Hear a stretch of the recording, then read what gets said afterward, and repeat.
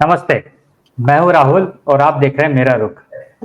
आज एक बार फिर से हमारे साथ गिरधर सर हैं और गिरधर सर आज हम बात करेंगे जो कल यूएस में इलेक्शन हुए उसके रिजल्ट आए और उस रिजल्ट का क्या इम्पैक्ट हो सकता है भारत पर और भारत के साथ-साथ हमारे सराउंडिंग रीजन्स पर। सर आज इस इम्पोर्टेंट टॉपिक पे बात करने के लिए आपने समय दिया इसके लिए आपका बहुत-बहुत धन्यवाद।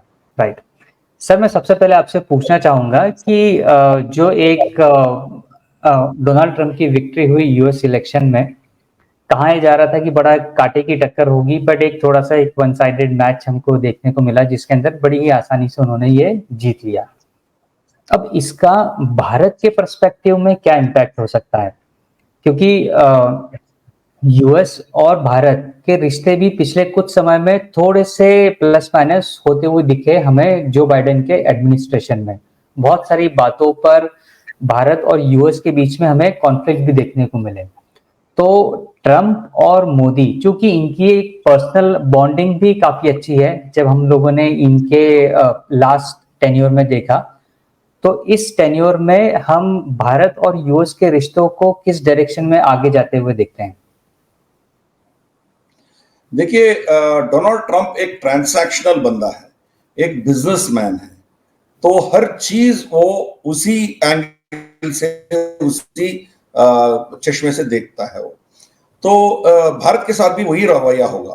कैंपेन ट्रायल में भी जब इनसे पूछा गया भारत के बारे में और मोदी जी के बारे में, वो मोदी जी के बारे में बहुत अच्छे लफ्ज इस्तेमाल किए थे कि ही इज अ फैंटास्टिक गाय, जो भी था।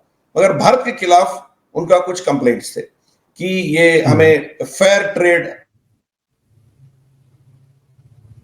हमसे नहीं कर रहे हैं, तो इसके खिलाफ कुछ ना कुछ करना पड़ेगा। ये उनका स्टेटमेंट। एक और स्टेटमेंट उनका था जो भारत सेंट्रिक नहीं था, मगर फिर भी हमें उसका इफेक्ट हमारे ऊपर भी पड़ेगा।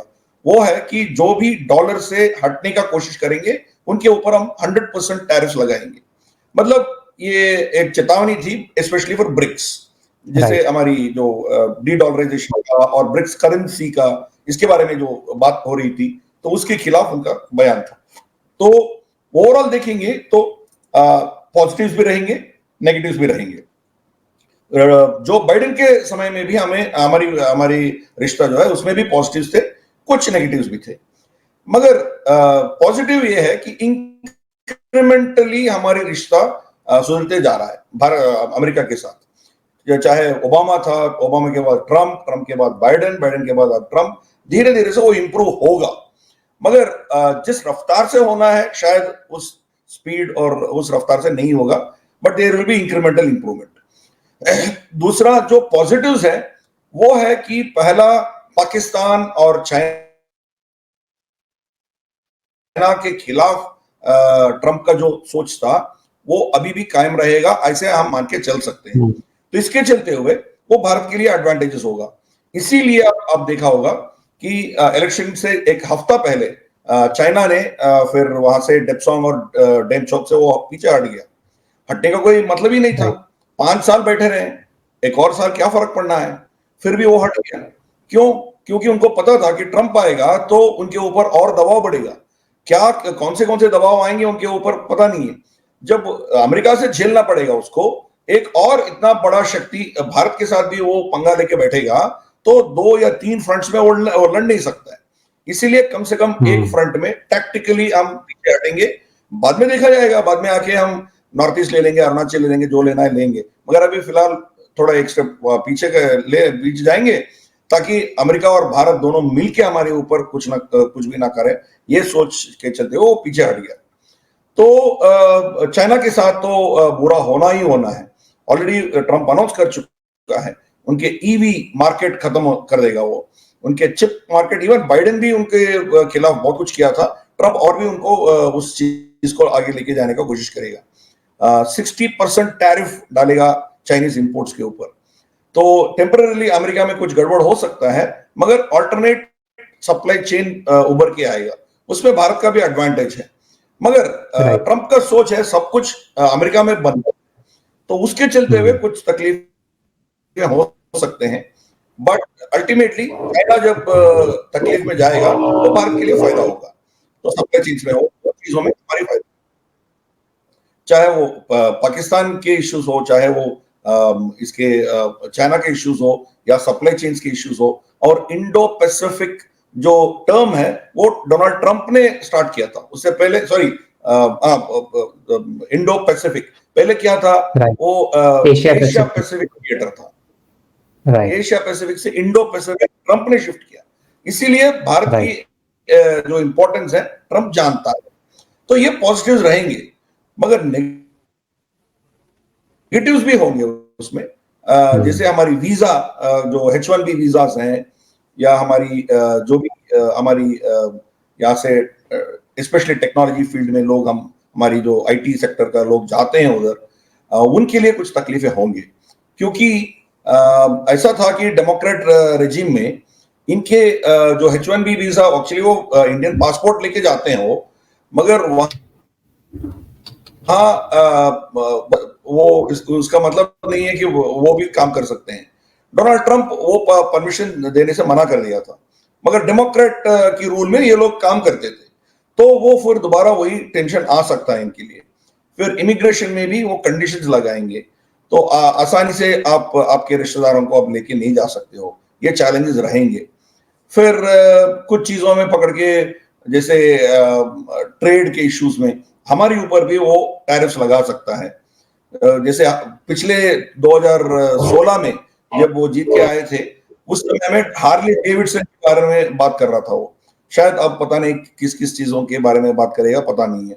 तो ये चीज है, पॉजिटिव्स भी रहेंगे, नेगेटिव्स भी रहेंगे, मगर एक बहुत बड़ा पॉजिटिव जो मैं देख रहा हूं, जो बाइडेन एडमिनिस्ट्रेशन से हट के ट्रंप एडमिनिस्ट्रेशन है हम उम्मीद कर सकते हैं, वो ये है कि दो स्टेट डिपार्टमेंट ऑफ स्टेट जो अमेरिका में है, वो बाइडेन के एडमिनिस्ट्रेशन में थोड़ा वोक है। तो वो चीज शायद ट्रंप एडमिनिस्ट्रेशन में हमें नहीं दिखेगा। जैसे ये लोग हमारी माइनॉरिटीज के खिलाफ ये हो रहा है, वो हो रहा है, यहाँ क्या कहते हैं उसको, dictatorship of the majoritarianism, right,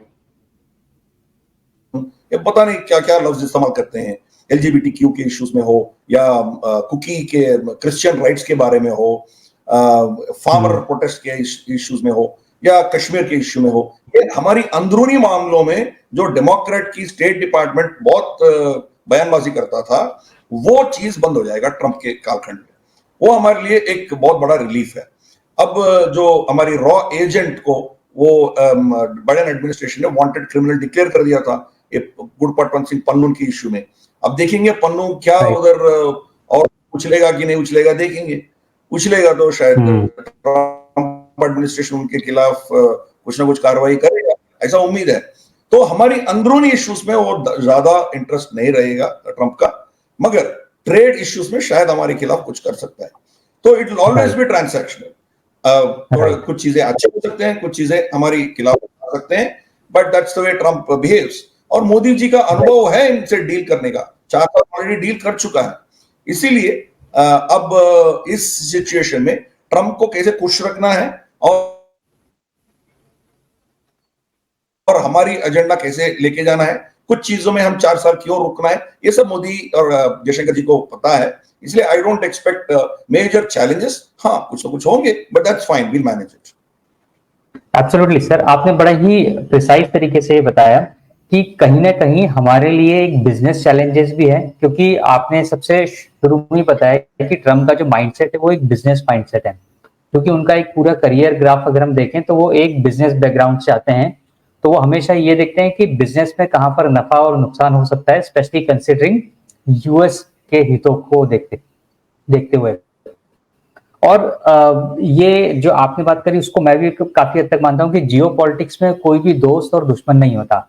हर एक चीज अपनी कंट्री की बेनिफिट के लिए, कंट्री के इंटरेस्ट को ध्यान में रखते हुए देखा जाता है कि कहाँ पर किसका इंटरेस्ट फिट बैठता है और कहाँ पर किसका इंटरेस्ट फिट नहीं बैठता। उसी हिसाब से हमारे एक्शंस और स्टेप्स जो होते हैं वो फर्दर होते हैं। और जो इंपोर्ट, जो स्पेशली जो इंडिया से आइटम्स यूएस में जाते हैं, उनके ऊपर डोनाल्ड ट्रंप काफी सख्त हैं। स्पेशली जब भारत यूएस से इंपोर्ट होने वाले आइटम्स के ऊपर ड्यूटीज की बात करता है, ज्यादा टैक्सेस की बात करता है, तो वो भी बड़े ही एक मुखर तरीके से कहते हैं कि भारत से भी जो आइटम आएंगे उनके ऊपर भी हम टैक्सेस लगाएंगे। तो वो एक चीज थोड़ा सा बैलेंस करके मेरे ख्याल से शायद भारत को चलना पड़े। पर हाँ, इसके अंदर एक और जो सबसे बड़ा चैलेंज जो आपने बताया कि जो ब्रिक्स है, ब्रिक्स के अंदर भारत जो कि एक बड़ा इंपॉर्टेंट मेंबर है, और अभी जो ब्रिक्स की जो समिट हुई थी उसके अंदर ब्रिक्स करेंसी के ऊपर पर भी काफी प्रोमिनेंटली बातचीत हुई थी। तो और वो ब्रिक्स करेंसी का इंट्रोड्यूस होना मतलब डी डॉलराइजेशन की तरफ आगे बढ़ना, तो वो भी एक बड़ी एक चैलेंजिंग चीज है। सो लेट्स सी ये चीज कैसे डील होती है और गवर्नमेंट कैसे करती है। सर मैं एक और चीज आपसे बात करना चाहूंगा कि इसी चीज को अगर मैं हमारी फॉरेन पॉलिसी से कनेक्ट करूं, तो भारत जो है वो शायद दुनिया में एक ऐसा देश है जो एक अपनी न्यूट्रल फॉरेन पॉलिसी रखता है। मतलब वो ब्रिक्स में चाइना से भी हाथ मिलाएगा, वो इजराइल से भी हाथ मिलाएगा, वो ईरान से भी हाथ मिलाएगा, और वो यूएस से भी हाथ मिलाएगा। पर अगर इंडिविजुअली देखें तो ये कंट्रीज आपस में किसी न किसी कॉन्फ्लिक्ट में उलझी हुई होती है। तो ये हमारे फॉरेन मिनिस्टर और हमारे प्राइम मिनिस्टर, स्पेशली हमारी फॉरेन पॉलिसी के लिए कितना चैलेंजिंग चीज है ये वाला टर्म। अब देखिए, जब डोनाल्ड ट्रंप पिछले बार 4 साल प्रेसिडेंट था, उस समय में भी हमें ऐसे कुछ इश्यूज थे। एक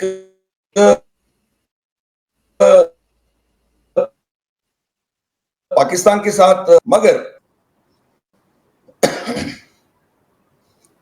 सॉरी मगर ईरान के साथ हमारी जो रिश्ता था उसको वो मजबूरन हमारे ऊपर दबाव डाल के उसको काट दिया था। हम ईरान से तेल खरीदते थे, वो हमारे ऊपर दबाव डाल के, प्रेशर डाल के हम भारत को ईरान से तेल खरीदने से बंद कर दिया। अब हम ईरान से एक बैरल भी हम नहीं खरीद रहे हैं। तो इसके पीछे ट्रंप का डिसीजन था। तो इसीलिए वो भी उस चीजों में भी वो ट्रांसैक्शन रहेगा जहां उनका फायदा हो। जैसे इंडो पैसिफिक रीजन में भारत का दखल होना उनके लिए इंटरेस्टेड है, उसको उसका इंटरेस्ट प्रोटेक्ट करता है। सॉरी। तो उसमें ऑब्वियसली भारत को सपोर्ट करेगा, चाहे वो क्वाड हो या चाहे इंडो पैसिफिक थिएटर का जो एक्सरसाइजेस, मलाबार एक्सरसाइजेस हम करते हैं, या बाकी जो भी चीज है, हम we are net security providers in Indo Pacific अभी। तो वो सब चीज में वो हमें सपोर्ट करता है। मगर मान लीजिए कि कल के दिन हम ईरान के साथ कुछ और करेंगे, तुरंत वो हमारे ऊपर आके गिरेगा। तो ये ट्रांसैक्शन रहेगा, हर मुद्दे के ऊपर वो अपना सोच रखेगा। ऐसा नहीं है कि वो जैसे बाइडेन एडमिनिस्ट्रेशन में कुछ देश उनके मतलब वो अच्छा करें बुरा करें जो भी है, सम कंट्रीज आर उनके लिए पराया है। मोहम्मद बिन सलमान के खिलाफ बाइडेन बहुत कुछ बयानबाजी किया था कि हम इसको पराया बनाएंगे, और कशोगी के बॉर्डर इश्यू में ये वो। तो मोहम्मद बिन सलमान पूरे 4 साल के बाइडेन के एडमिनिस्ट्रेशन में उनके साथ बिल्कुल कुछ भी समझौता नहीं किया, और जो भी चीज बाइडेन एडमिनिस्ट्रेशन सऊदी से चाहता था उनके बिल्कुल विपरीत खिलाफ गया मोहम्मद बिन सलमान, कंप्लीट उल्टा गया। ट्रंप ऐसा नहीं रहेगा। ट्रंप एक चीज में आपसे हाथ मिलाएगा, दूसरे चीज में आपके खिलाफ कुछ करेगा। तो वो हर चीज अलग अलग देखेगा। देश को एक ही रंग से वो पेंट नहीं करेगा। तो भारत के साथ भी यही होगा। हर चीज में मान लीजिए कि हम रेजोल्यूशन करेंगे, कहीं इजराइल के खिलाफ कुछ करेंगे, तो हमारे ऊपर कुछ ना कुछ बयान देगा। तो ये रहेगा। बट हम फिर मान लीजिए क्वाड में रहेंगे, तो वो शायद नेक्स्ट क्वाड समिट भारत में होना है, वो भारत आएगा, हमारे साथ अच्छा बात करेगा, सब कुछ करेगा। बट तुरंत जाने के बाद हमारे ऊपर टैरिफ भी लगा सकता है। ऑलरेडी बोल चुका है 10% टैरिफ हर इंपोर्ट में डालने जा रहा है वो। तो ये चीज रहेगा ट्रंप के साथ। वो ट्रांसैक्शनल जो उनके रवैया होगा वो डिप्लोमेसी और इंटरनेशनल अफेयर्स में भी हम देखेंगे। बट वो कोई मॉरल लेक्चर्स देना उसमें विश्वास नहीं करता है। तो इसीलिए हर चीज इंडिविजुअली देखेगा, बस सिंपल यही बात है। और जब कोरोना आया था, क्लोरोक्विन टैबलेट्स उनको भारत से चाहिए था, तो हमने देखा है कितना तेवर से वो बात कर रहा था। वी विल सी भारत क्यों नहीं देगा, हम उसको ऐसा मजा चकाएंगे, उनको धमकी देंगे, ये वो। मतलब इस अप्रोच इज लाइक दैट। जब मोदी से मिलेगा तो गले मिलेगा और बोलेगा fantastic guy, great guy, is a good friend of mine, सब कुछ बोलेगा वो। तो this is a contrast in his approach. कोई कॉन्ट्रास्ट नहीं है, यू कैन इजीली अंडरस्टैंड, ये सब कुछ ट्रांसैक्शनली होगा, हर मुद्दा को अलग अलग दिखेगा।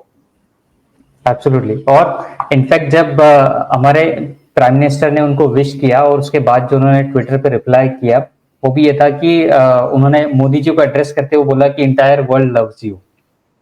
सर मतलब ये जो चीज है, मतलब जो अब इंडिया की जो फॉरेन पॉलिसी है उसका बड़ा एक टेस्टिंग टाइम शायद आने वाला है, क्योंकि ट्रम्प के साथ में एक विन विन सिचुएशन को एक अच्छे से फॉर्म करना और नेगोशिएशन स्किल, इन दोनों चीजों का एक बहुत परफेक्ट कॉम्बिनेशन शायद भारत को लेके इस ट्रम्प एडमिनिस्ट्रेशन के साथ चलना पड़ सकता है। सर मैं थोड़ा सा भारत से के पर्सपेक्टिव से थोड़ा सा बाहर जाता हूँ और मैं आपसे जानना चाहूंगा कि अभी वर्ल्ड में कई जगह वॉर अफेक्टेड जोन्स हैं। एक हम लोग मिडिल ईस्ट का देखते हैं, फिर रशिया यूक्रेन का देखते हैं, फिर उसके बाद चाइना ताइवान का भी टेंशन चलता रहता है, कुछ न कुछ टेंशन अर्मेनिया अजरबैजान में भी चलता है, और भी कई जगह चीजें चलती है। और ट्रम्प ये खास तौर पर कह चुके हैं, स्पेशली हाँ साउथ कोरिया नॉर्थ कोरिया का मैं मेंशन करना भूल गया, स्पेशली ट्रम्प ये कह चुके हैं उनके पूरे कैंपेन के दौरान कि मैं वॉर नहीं इनिशिएट करूंगा बल्कि मैं वॉर को रुकवाऊंगा। तो ये जो बड़े बड़े कॉन्फ्लिक्ट चल रहे हैं यहाँ पर आप ट्रम्प के रोल को किस तरह से देखते हैं? उधर भी ये ट्रांसैक्शनली रहेगा। सिंपल, ट्रम्प के साथ इनका दोस्ती है, सॉरी पुतिन के साथ इनका दोस्ती है, पहले से भी था अभी भी है। तो अब यूक्रेन के साथ इसका क्या रवैया होगा सब प्रेडिक्ट कर सकते हैं। यूक्रेन को जब फंडिंग बंद कर देंगे, उनको हथियार देना बंद कर देंगे, तो यूक्रेन की हालत क्या होगा? घुटने पे टेक देगा। ऑब्वियसली वो आके फिर नेगोशिएट करना पड़ेगा, फिर इसके साथ पुतिन के साथ नेगोशिएट करना पड़ेगा। तो वहां तो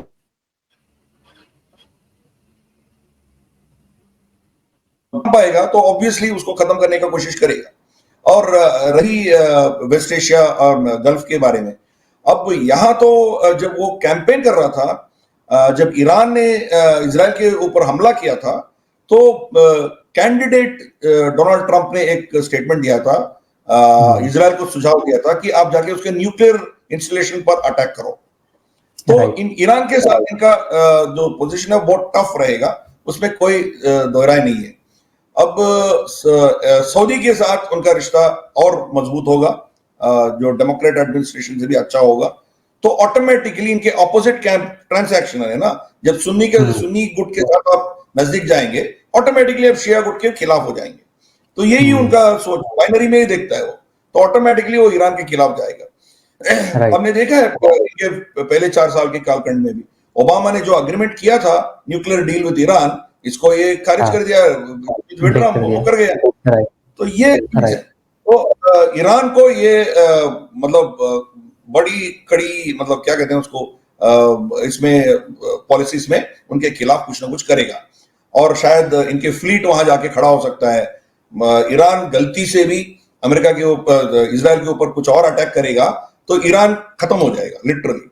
खमेनी को मार देगा, इसके न्यूक्लियर इंस्टॉलेशन को मार देंगे, और इनके ऑयल इंस्टॉलेशन को भी मारेंगे। बाइडेन एडमिनिस्ट्रेशन ने बेंजामिन नेतन्याहू को कंडीशंस लगाया था, आप ना खमेनी को निकालेंगे, ना आप इनके न्यूक्लियर एसेट्स को टच करेंगे, ना इनके ऑयल इंस्टॉलेशंस को। ये 3 कंडीशंस था इनके ऊपर, बेंजामिन नेतन्याहू के ऊपर। डोनाल्ड ट्रंप ये कोई कंडीशन नहीं रखने वाला है। और तो और जब ईरान की ऑयल बंद हो जाएगा तो ऑटोमेटिकली अमेरिकन ऑयल का डिमांड बढ़ेगा, तो इनके रेट्स बढ़ेंगे, इनके फ्रैंकिंग जो भी है, वो कह रहा है ना, वो फर्स्ट विक्ट्री स्पीच में भी बोला है रॉबर्ट केनेडी को, हमारी तेल से दो वो गोल्ड है हमारे लिए, हम डिग करते रहेंगे, ड्रिल करते रहेंगे। तो ये चीज है। राइट। शॉर्टेज के चलते हुए अमेरिका का जो मतलब ऑयल एक्सपोर्ट है वो बढ़ेगा, तो उनके फायदे में है।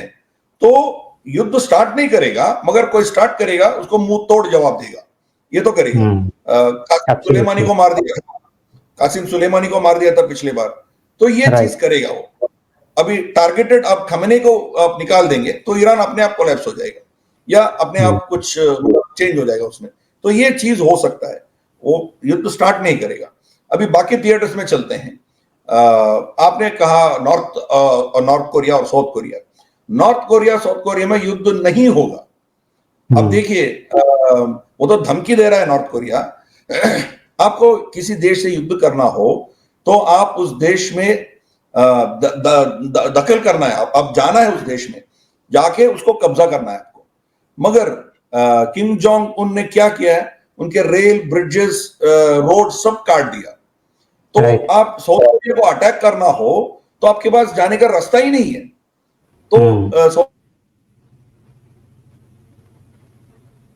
तो क्या अब ग्राउंड फोर्सेस जाना पड़ेगा ना उधर, जब आपका जाने का रास्ता ही नहीं है, सब काट दिया, कैसे आप जाएंगे? तो युद्ध नहीं होगा, मगर ये धमकी तो चलते रहेंगे। और अब किम जोंग उन और डोनाल्ड ट्रंप का भी एक लाइन ऑफ कम्युनिकेशन है, तो इसके चलते हुए ज्यादा इसको आगे लेके नहीं जाएगा। मगर किम जोंग के ऊपर चाइना का क्या दबाव होगा हमें पता नहीं है, या रशिया का क्या दबाव होगा हमें पता नहीं है। जब ये लोग नॉर्थ कोरिया को इस्तेमाल करके कुछ करना चाहते हैं तो वो अलग बात है। तो मगर वो खुद कोई युद्ध झेलना, मतलब साउथ कोरिया से युद्ध नहीं करना चाहता है।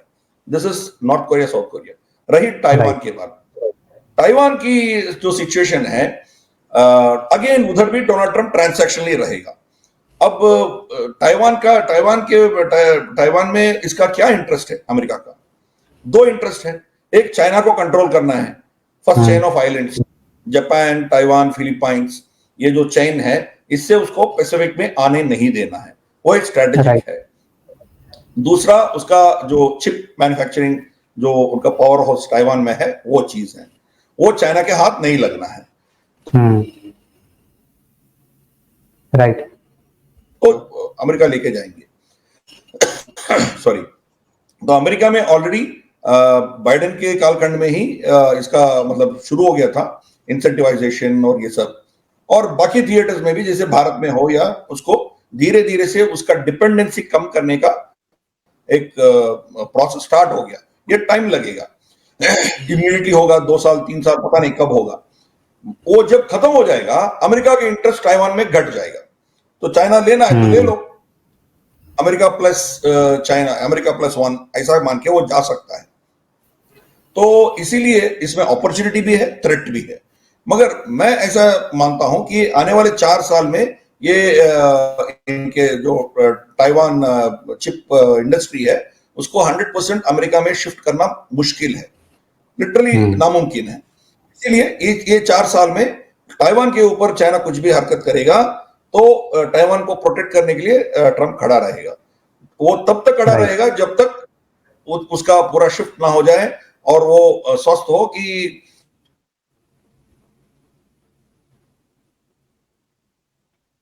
जो चिप का सप्लाई चेन है वो डिसरप्ट ना हो। तो ये जब इंश्योर करेगा तब देन दे विल डंप, तब तक ताइवान को पकड़ के रखेंगे। जैसे अफगानिस्तान गया था, क्या क्या किया, दे विड्रू।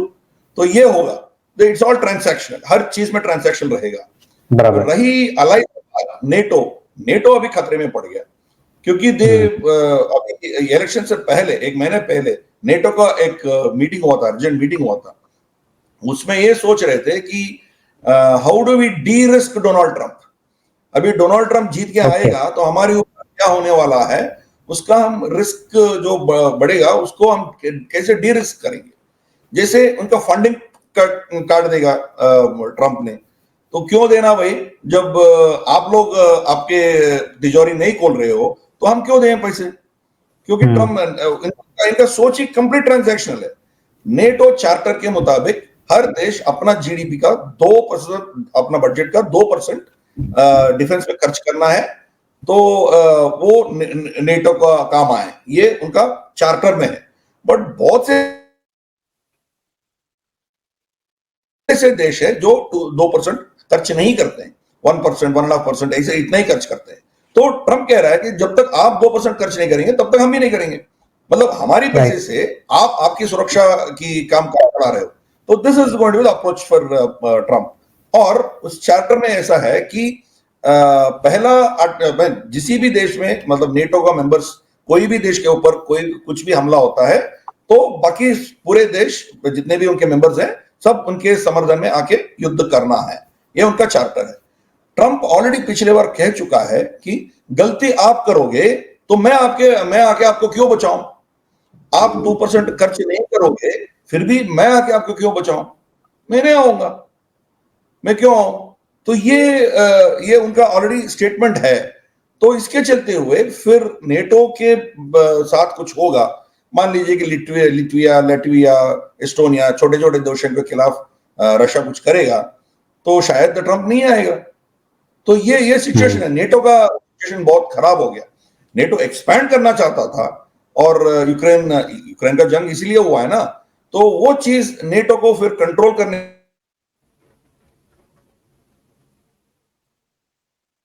नेटो का भला तो नहीं होगा, ये चीज है। रही यूरोप तो हैरिस जीतने की उम्मीद में बैठी थी वो, तो उसका हालत क्या होगा आप सोच सकते हो। उसके साथ भी ये ट्रांसैक्शन ही रहेगा, यूरोप के साथ भी। अब देखिए, जब इनका रिजल्ट भी नहीं आया था, कमला हैरिस मतलब ये इलेक्शन कंसीड भी नहीं किया था और डोनाल्ड ट्रंप का मेजॉरिटी 270 सीट से आगे उनका नंबर नहीं आया था, तब इमीडिएटली फर्स्ट इनको कंग्रेचुलेट करने वाले थे बेंजामिन नेतन्याहू और नंबर 2 पे था व्लादिमीर ज़ेलेंस्की तो कमला हैरिस चाहता था ना वो, फिर भी वो ट्रंप को क्यों कंग्रेचुलेट कर रहा था, उसको पता है उसका दिन गिनना गिनती शुरू हो गया उसका। और तीसरा इमानुएल मैक्रोन कंग्रेचुलेट किया, क्यों? इमानुएल मैक्रोन अभी यूरोपियन यूनियन से अपना एक वर्चस्व बनाना चाहता है, ट्रंप के साथ कुछ और रिश्ता रखना चाहता है। चौथा भारत का पीएम, तो ये मोदी जी का 10 साल का हमने देखा है, उसके खिलाफ गया मोदी जी। जनरली मोदी जी दूसरे देशों में ऑफिशियली जो रिजल्ट निकल के आएगा तभी इनके रेस्पॉन्स होता था। ऑफिशियली डोनाल्ड ट्रंप को विक्टर डिक्लेयर करेगा तो मोदी जी रेस्पॉन्ड करते थे, मगर इस बार ऑफिशियल डिक्लेरेशन आने से पहले ही उनको बधाई दे दिया। तो मोदी जी का भी स्ट्रैटेजिक मूव था, तो ये चीज चल रहा है। तो फिर इवन केयर स्टारमर भी स्टेटमेंट दे दिया। केयर स्टारमर तो पूरे लेफ्टिस्ट है, वो पूरा कमला हैरिस के समर्थन में था, वो ऑफिशियली भी वो कमला हैरिस को समर्थन दिया था इलेक्शन में। तो अब फिर दोबारा ट्रंप से दोस्ती रखने के लिए क्या क्या बोलने लग गया, यूके और अमेरिका का रिश्ता हजारों साल का है, ये वो फलान ढिमकान, ये सब बोलने लग गया। तो मतलब धीरे धीरे से यूरोप का भी अभी सिचुएशन खराब होते जाएगा। यूरोपियन यूनियन का क्या होगा, जब अमेरिका उनके खिलाफ जाएगा, फिर रशिया से तो रिश्ता तोड़ दिया वो, फिर चाइना उनका इकोनॉमी गिर रहा है, तो चाइना के ऊपर ओलाफ शुल्ट्ज और पेड्रो सैंचेज दोनों भारत आ गए थे। भाई आप ब्रिक्स जाएंगे तो आपके खिलाफ कुछ एक्शन लेना चाहिए, तो रशिया से आप तेल खरीद रहे हो तो आपके खिलाफ कुछ ना कुछ बोलना चाहिए, ये सब भूल गया। दोनों इधर भाग भाग के आ गया भारत। 3 दिन थे।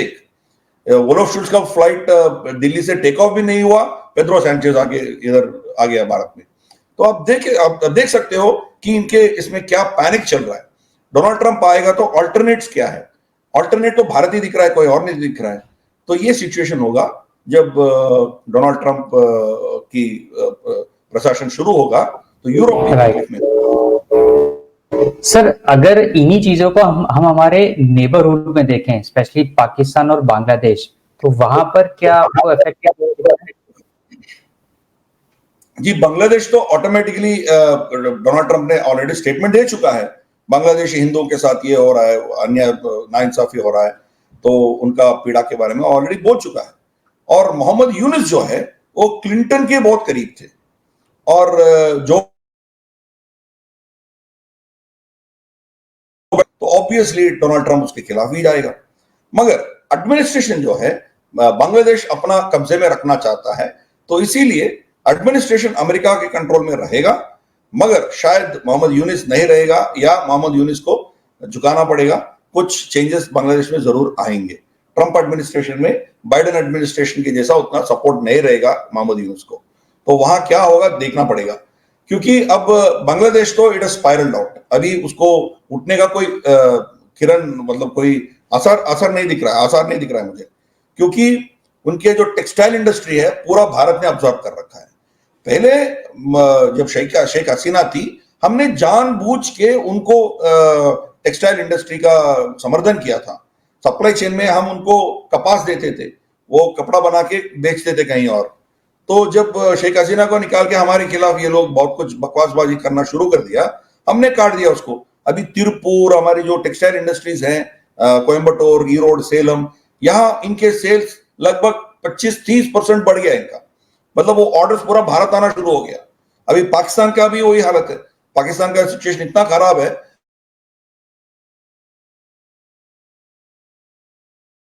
लिटरली ऑलमोस्ट खत्म हो गया।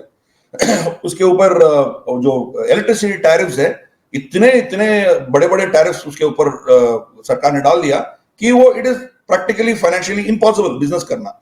और उनके इंटरेस्ट रेट्स इतने बड़े हैं, तो they can't do business there. तो अल्टरनेट रहा क्या है, भारत के इसमें ही आएंगे। अब चाइना में बहुत से ये जो textile industry, China is number 1 textile industry in पूरा एशिया में, मगर उसके ऊपर जिंजियांग कॉटन के ऊपर बैन है। तो फिर जाए तो कहां है, भारत में आना है। इसके चलते हुए बांग्लादेश उठने का मुझे कोई नजदीक में कोई रास्ता नहीं दिख रहा है उनका। शेख हसीना ने ट्रंप को कंग्रेचुलेट किया है, तो ऑब्वियसली कुछ ना कुछ वहां क्या होगा देखना पड़ेगा। ट्रंप आने के बाद तो क्या रवैया रखेंगे। अब जो हो गया सो हो गया, मगर एडमिनिस्ट्रेशन हमारे हाथ में कैसे लेंगे ऐसा सोचेगा वो। पाकिस्तान के साथ तो कुछ होगा नहीं है।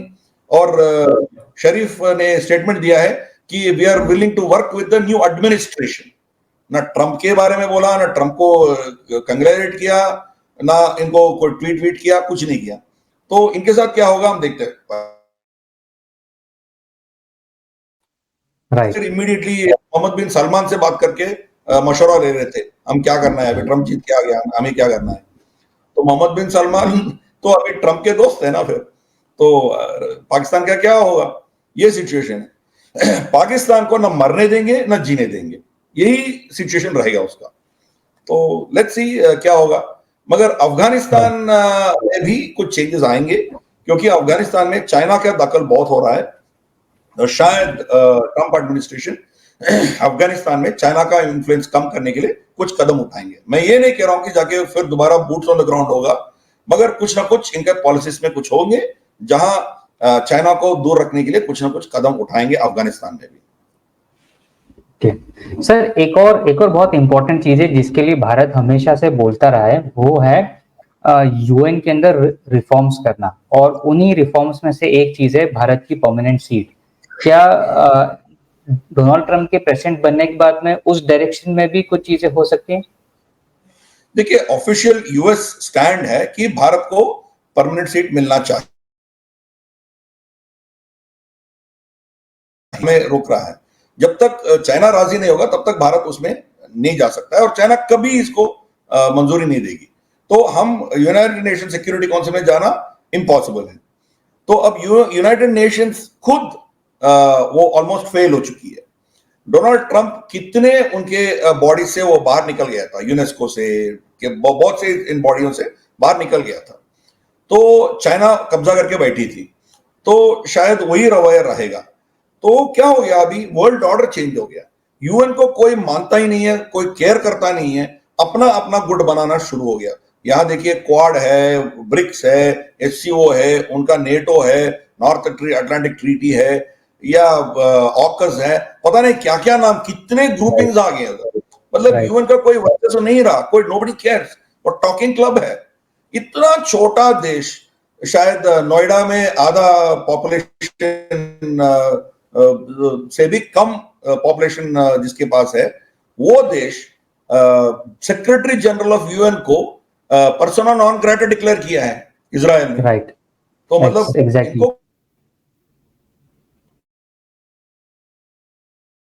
इनको बहुत कुछ रेजोल्यूशन हुआ था, एलटीटी को जब खत्म किया था, ह्यूमन राइट्स, ये पलान टिमकान, इवन श्रीलंका डिडंट केयर।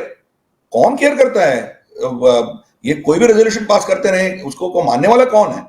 तो that's just a talking club. इसलिए ट्रंप का भी वही रवैया रहेगा, वो यूएन को केयर नहीं करेगा, और अपना जो सोच है उसी के चलते हुए वो चलते रहेगा। जो भी उनका कॉम्बिनेशन है, वो ग्रुपिंग्स है, उसको इस्तेमाल करेगा और यूनाइटेड नेशंस को कोई रेस्पेक्ट नहीं देगा। राइट, बिल्कुल सर। आज आपने बड़ी एक प्रिसाइज और बड़े ही कंस्ट्रक्टिव तरीके से इन चीजों का भारत पर और भारत के आसपास के सराउंडिंग जगह पर और जियो पॉलिटिक्स में क्या इम्पैक्ट हो सकता है वो आपने बताया, समझाया। सर आज आपके समय के लिए बहुत बहुत धन्यवाद, और फिर किसी टॉपिक पर जरूर आपसे बात करने की कोशिश करेंगे। बहुत बहुत धन्यवाद।